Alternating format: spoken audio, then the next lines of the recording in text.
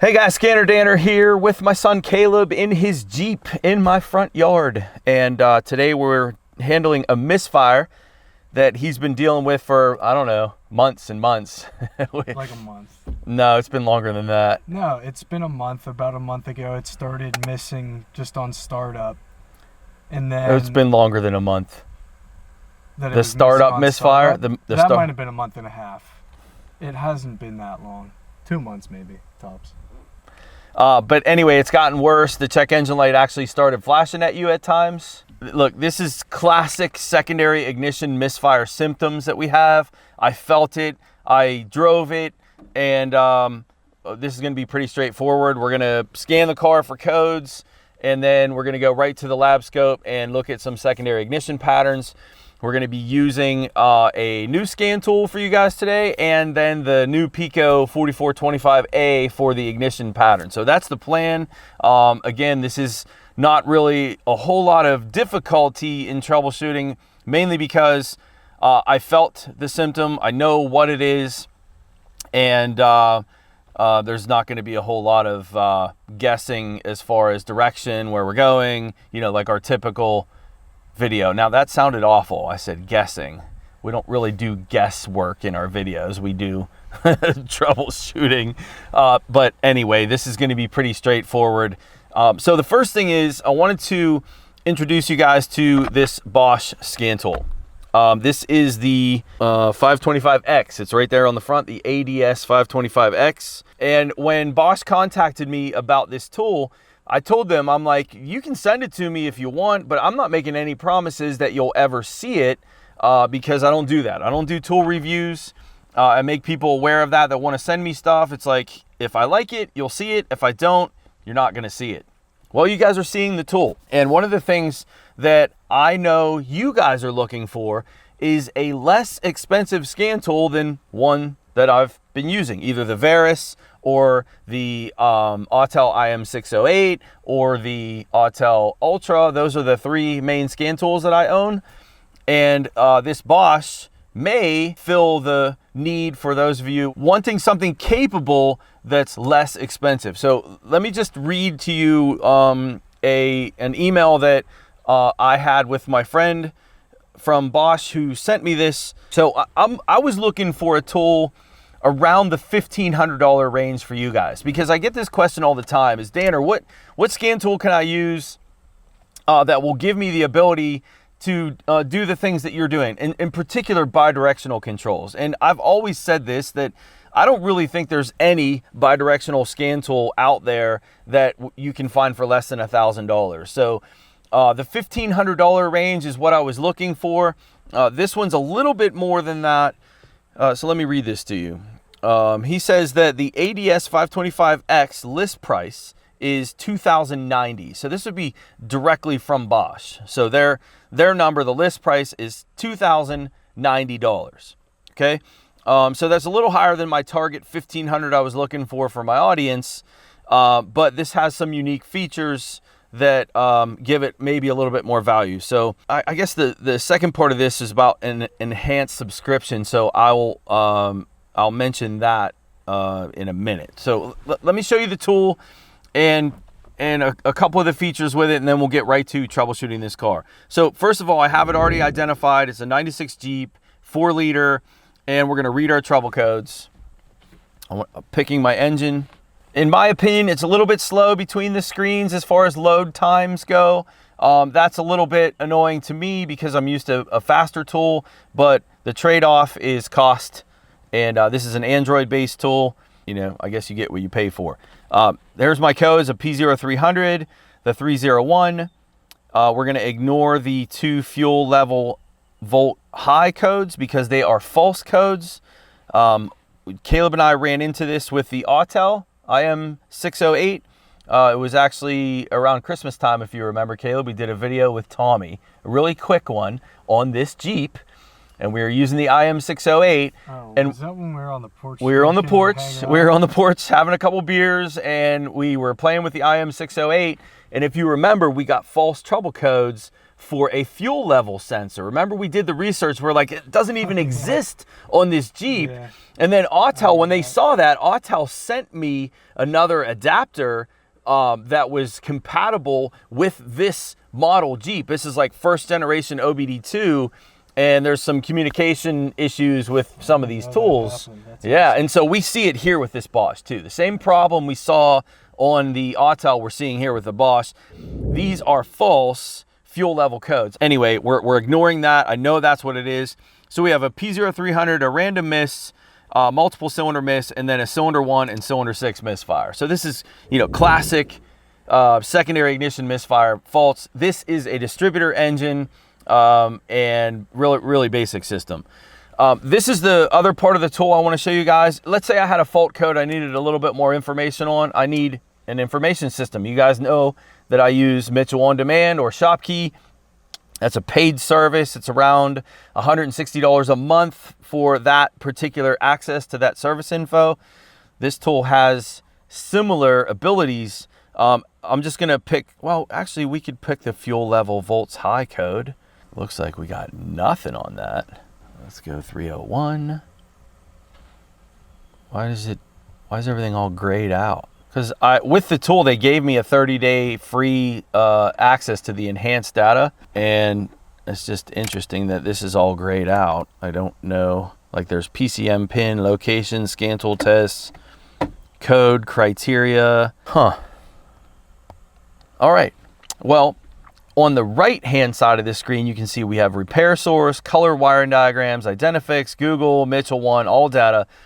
That doesn't mean that I have access to all of those. Those are linked with the tool that you still have to pay subscription services for. However, the repair source and the colored wiring diagrams is part of their enhanced feature. So let me just click on color wiring diagrams for a second. I'll show you. This is pretty cool. We won't need this for this particular case study, but these are Mitchell wiring diagrams. Now, they call them OE colored wiring diagrams, and they're made by BOSCH, but I know for a fact that these are Mitchell wiring diagrams. I'll show you the engine computer one. You guys have been following me long enough will know that this is absolutely a Mitchell wiring diagram. So check this out. Pretty cool. That's my engine computer, and see powertrain control module shows you location. This is a Mitchell wiring diagram. Now, BOSCH bought the license from Mitchell for this. So you can call them OE color wiring diagrams if you want, but these are licensed from Mitchell to BOSCH to add this to their tool. So this is for this Jeep. This is the diagram for the engine computer. My knowledge of navigation on this tool is a little bit lacking right now, but I picked engine controls. You know, there's your list, just like Mitchell would list them. That's the diagrams on this Jeep. And from here, from the main screen, you can get to that as well. Our wiring diagrams, that's where I was. So it has like a hotkey for that. It's going to take you right back to that. So there we are again on our specific site for BOSCH wiring diagrams, which these colored diagrams again, they are Mitchell. And then your repair information, diagnostic information, I asked them if this was all data because it wasn't Mitchell. So I saw the Mitchell diagrams. I'm like, oh, this is Mitchell On Demand or ShopKey, and it's not. So the repair source, I think he said it was maybe motor. Yeah. This repair source is motor. And then if I'm in the repair source, I'm going to compare. I think this has wiring diagrams in here too. I want to show you these. These are completely different than the Mitchell one. So if I pick the engine, fuel controls, notice it's 16 parts. This is a perfect example for those of you that have asked me many times, hey Danner, how come you like Mitchell wiring diagrams over all data, or Mitchell diagrams over an OEM data diagram? Well, guys, look, this is a 16-page diagram, 16 pages for the engine computer system. Let me zoom in on that so you see what this is. That's showing the Ignition switch, powering up certain components. Part 2 of this. Yeah, it's showing you the ignition switch powering up the fuel pump relay, the powertrain control module. Part 3. There's my fuel pump relay. There's my PCM. Part 4. All right, so I think you guys can see as an aftermarket guy why I prefer the Mitchell diagrams. So my engine controls diagram, this is 1 of 3. That's 3 pages. So do you want 15 pages of diagrams, or do you want 3 that are uniform, even, drawn out in a way that every car looks the same? That is why I like Mitchell diagrams. So I know we're not fixing the car and I'm talking way too much, but I wanted to show that there's information in this tool that that I think makes it worth the extra money as far as the features. So our diagnostic information, our wiring diagrams, the wiring diagram button on this page is specific to the colored Mitchell diagrams. The diagnostic information, when I hit that, you can see some other stuff show up here. Direct hit, video tutorials, symptom assist. I am not familiar with where this information is coming from yet. I don't know.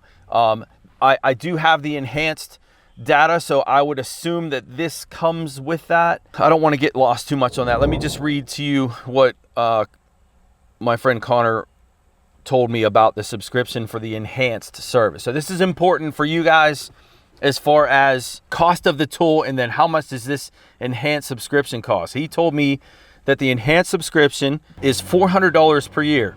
That's actually really cheap. But since users can subscribe at any time, it prorates to the remainder of their software renewal and is available in a month-to-month payment format. The enhanced subscription gives you access to both Repair Source, which is created by Motor specifically for BOSCH. So that Repair Source info that I was just showing you is created by Motor for BOSCH, and our color OE diagrams. Users can subscribe on the tool or by calling, there's a number, it's 1-800-321-4889 extension 4 option 2. But again, the color OE diagrams, those are Mitchell, licensed to BOSCH. The Repair Source is Motor, licensed to BOSCH. And then you can add whatever else you wanted, whether it be Identifix or any of those other programs. There's just, hot buttons that take you there. This isn't giving you access to that. You have to pay for those subscriptions separately. But I think as far as the info here, it's pretty cool. Let me just see what this PCM pin gives me, if there's anything there. Oh, sweet. There's my pin numbers for my PCM and what each one does. I like that. That's cool. TSB references. I'm sure that's going to take me. That's cool. Some TSBs. I would imagine they're getting all of this from Motor. Symptom assist. I don't know where this comes from. To access repair information, online access is required. I've been connected to Wi-Fi. I don't know why that's not showing up. Oh, this is cool. Engine cranks okay. No start, no spark. This says cam and crank sensors. Position has an 8-volt feed, ground, and signal. So it's giving. This is actually unique to this Jeep, so it isn't generic info. And by the way, it's not an 8-volt feed, it's a 9-volt feed. That's old service info. They used to call it 8-volt. It's not. It's a 9-volt feed to the cam, crank, and output speed sensor on the transmission. You have a hesitation and stumble, don't you? Mm-hmm. Intermittent conditions, symptom list. What is this direct hit? Direct hit account's not set up. Okay, I got it. So I have to pay for that. Code assist library, where's that come from? What's direct hit? It's like my car doesn't start. What can it be? Like silver bullet. Your fix it button. Yeah, the fix it button. Yeah, that's cool. I think that's just hot keys, the code assist library to Motor. Okay, anyway, enough of the tool. Let's fix the Jeep. We have misfires on 1 and 6. Just to review again, that this is I'm just bringing this to you guys because I think it's a lower cost alternative to some other tools I've been showing. And a lot of us are on a little bit tighter of a budget. We don't have companies sending us things, and I understand where you guys are. And I just thought it'd be worth showing the tool and some of the capabilities of it. You may not see it a whole lot. And the reason why is I still like my other tools better. They're faster. And I have a lab scope connected to like my Ultra and my Varus. And now today we have to use scan tool and lab scope separate. And so just for filming reasons, you may not see this tool a lot, maybe one or two other times. But I thought it was important to give you guys some kind of other option that's out there. Again, this is the ADS 525X made by Bosch. List price is around $2,000. And the enhanced subscription giving you access to service info from motor and factory wiring diagram stuff. And then color diagrams from Mitchell is $400 a year, according to my friend Connor from Bosch, who sent me this tool. So let's go under the hood.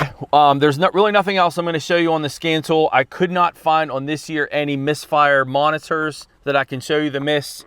Let's go under the hood, get the scope hooked up, and prove to you that this is a secondary ignition fault, and then we're going to repair it and be done with this. Last thing about the Bosch tool, this is what the kit comes with. There is a Samsung charger in here. My son told me that the tablet is based off of the Galaxy Tab A. He said it's like $100 tablet, but obviously it's been packaged as Bosch.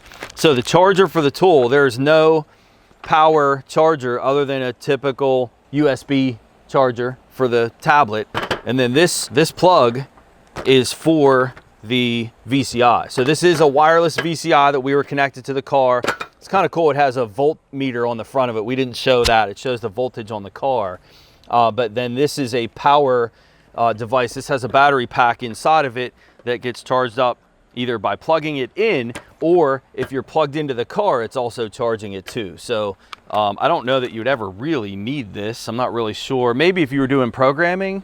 I don't know if this has programming capability. I should probably know my tools a little bit better. A USB cable, and then just a carrying case for everything. So that's what comes with the kit.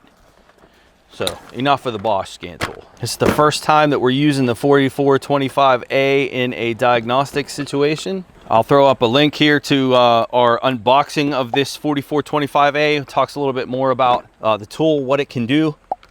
We're just gonna go right into troubleshooting here. All right, so we're connecting just a capacitive pickup for secondary. We're gonna go to channel A.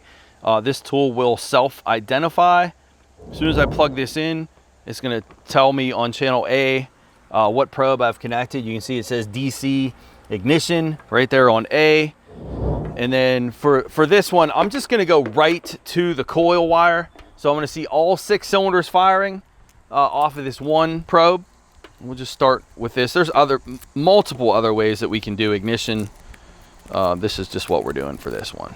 And we did have cylinders 1 and 6 show on the scanner, and we could focus on 1 and 6. All right, so ground lead, battery ground, and then just go into the coil wire right here. As close to the coil as possible is what you want to do when you're doing secondary ignition, just in case you have an open plug wire. If you go on the, let's say you're on a plug side, or if you're doing a plug wire, you want to be as close to the distributor cap as possible. If you're doing a coil wire, you want to be as close to the coil as possible, because an open in the wire will look different if you're after the open as opposed to before the open. So you want to be at the beginning of a line when you're doing secondary ignition. And that's it. I'm gonna just reach in and start it up. We'll adjust the scales accordingly.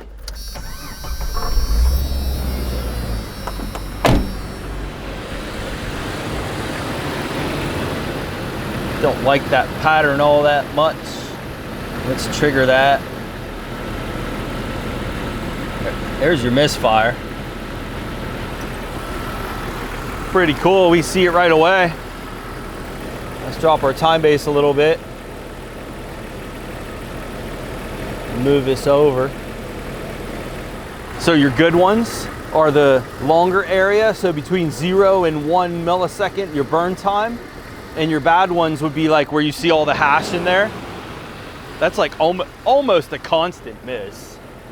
We can set up another channel to trigger this. And honestly, the easiest thing to do is to set up another capacitive pickup. And we don't really need to be doing any of this at this point. This is classic secondary ignition misfire type stuff. Let me go out while I'm setting this other channel up so I've something to refer to. Like that'd be a good one right there, and that's a bad one. So bad, good, good, bad, good, bad, good, bad. So what cylinder is that is really what I'm doing with this second channel. I'm just synchronizing it with the first one. Now we could absolutely take this lead and just simply go down each plug wire one at a time. That would probably make more sense and be a lot easier, and then we don't need firing order or anything like that. That's the way we need to do it.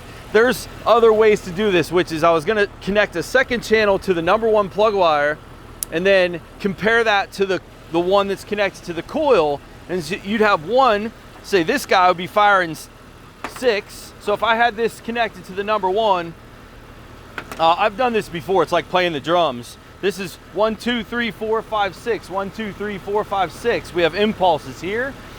This one, if I connect to a single cylinder,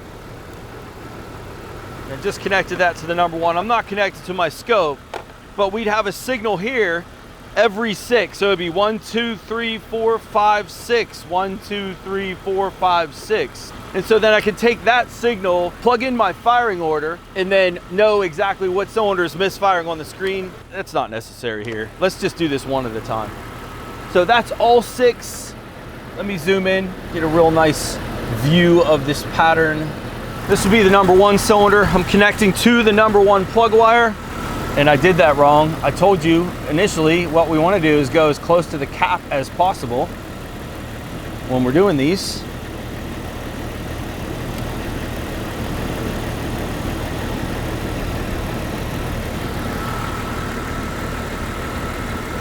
That's my number one.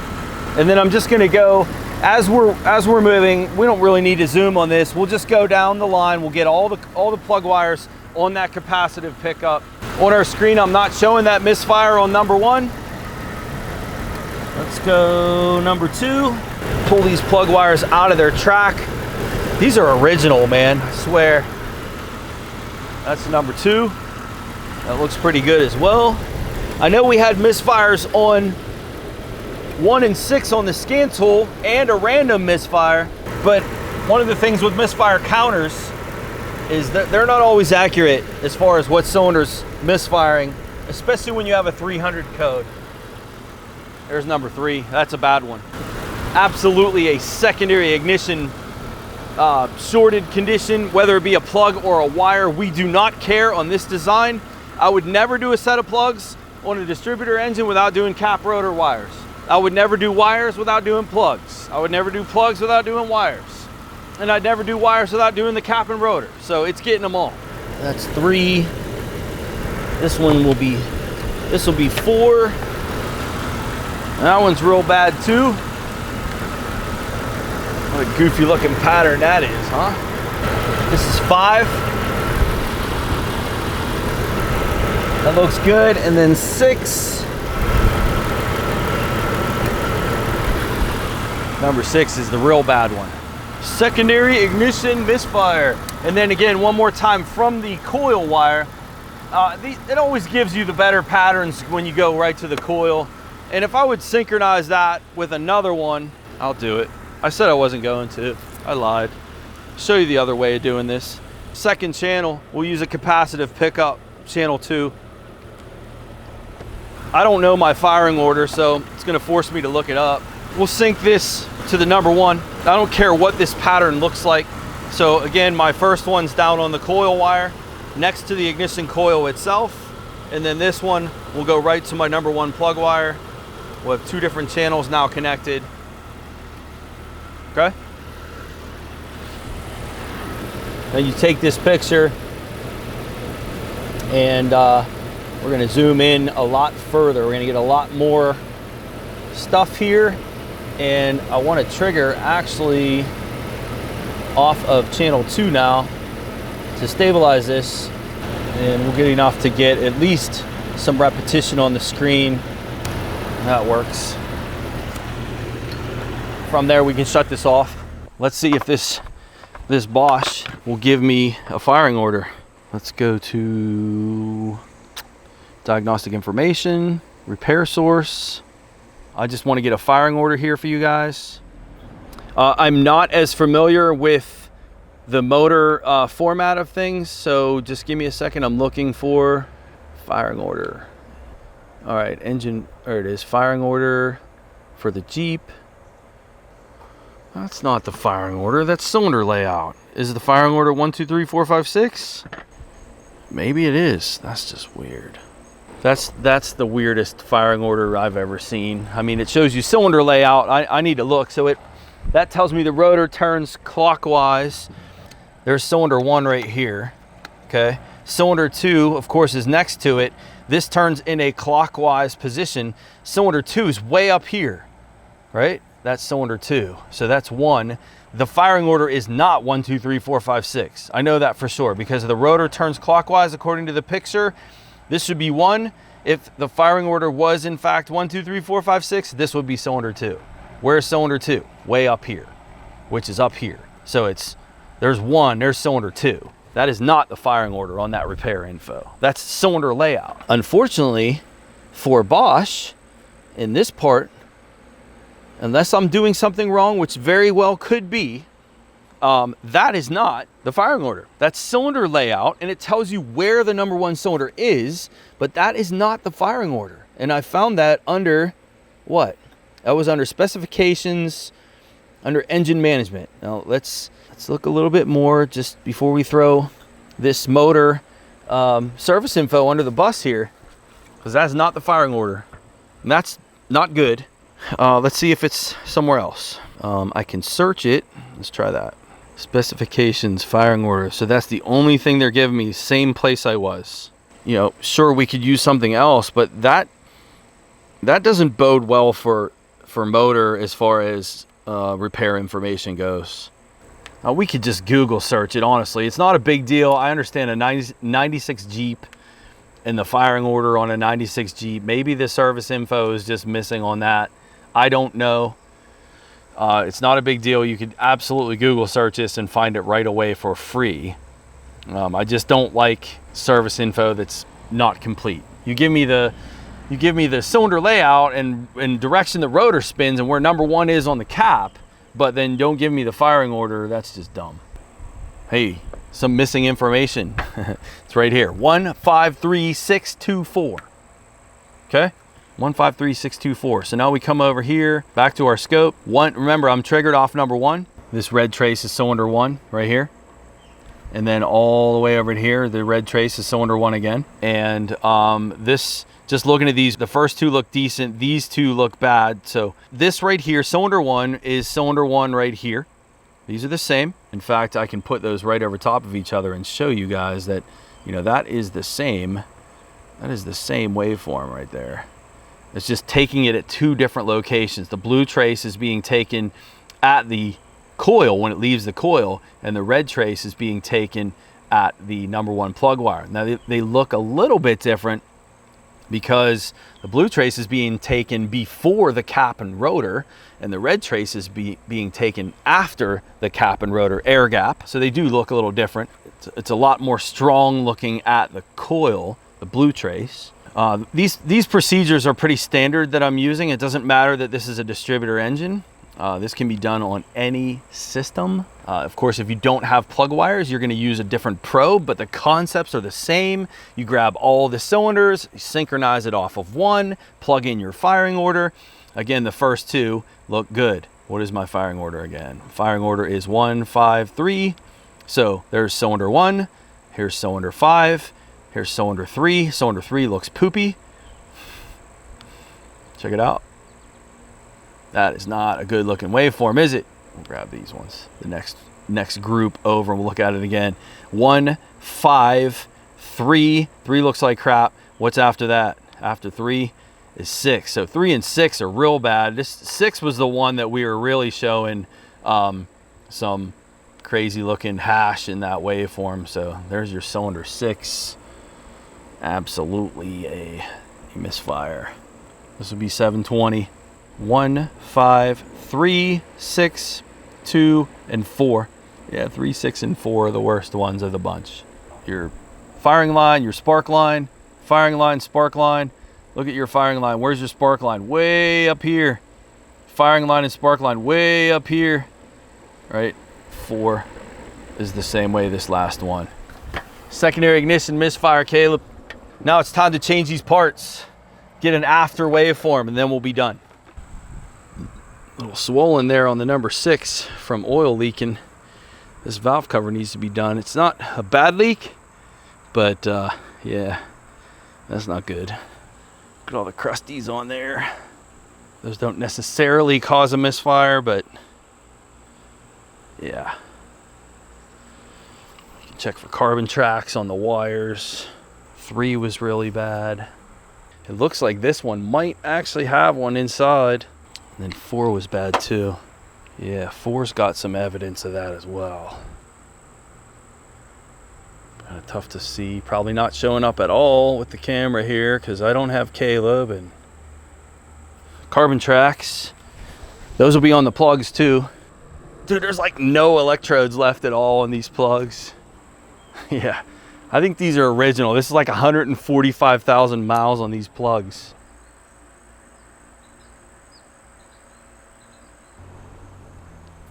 Always check them. Doesn't matter if they're pre-gapped. 35 thousandths is where we should be. Let's get a measurement of one of the old ones.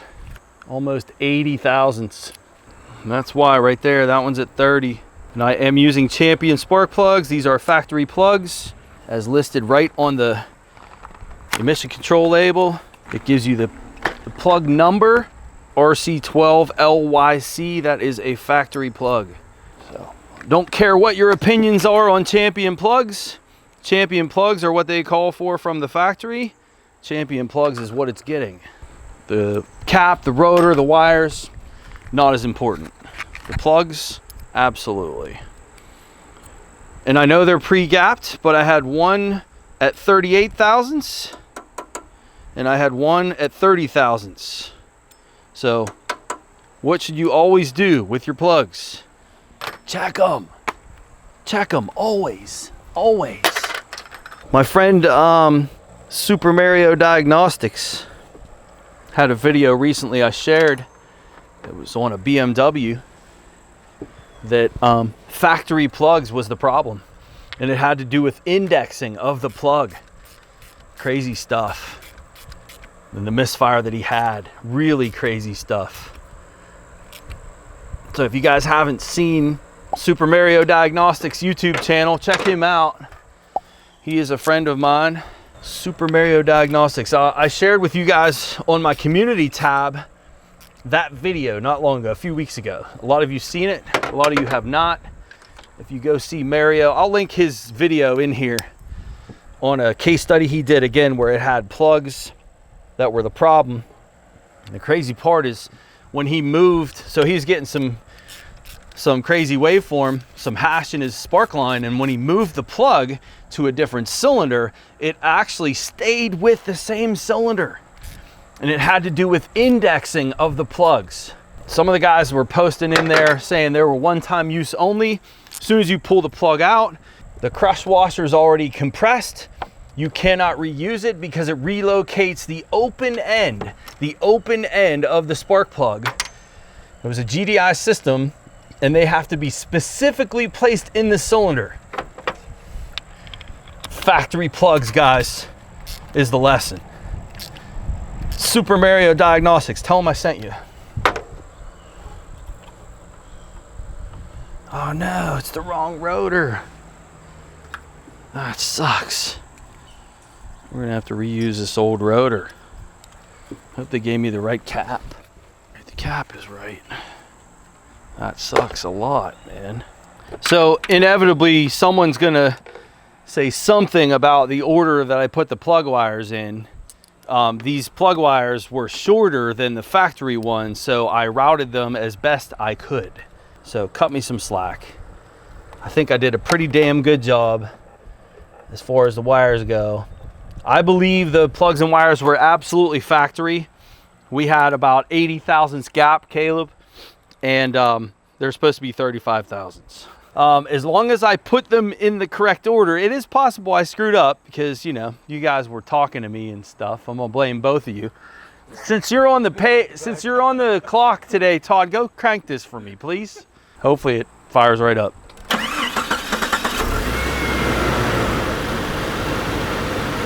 Hey.